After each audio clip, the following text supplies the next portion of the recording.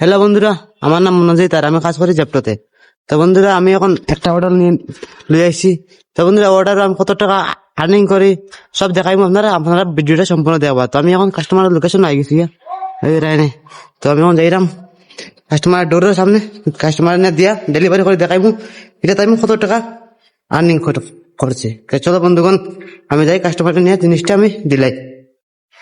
আমি আমার লিফটে উঠছি, এখন লিফটে যাই ফোর্থ ফ্লোর। আর অন্য জিনিস আমি কাস্টমার নিয়ে দিয়া দেখবো আমি ওটাতে কত টাকা আর্নিং করছি। তো চলো বন্ধুগণ যাই। তো গাইস, আমি এখন কাস্টমারে দিলাইছি ধরো, আমি এখন এটা ডেলিভারি করবো।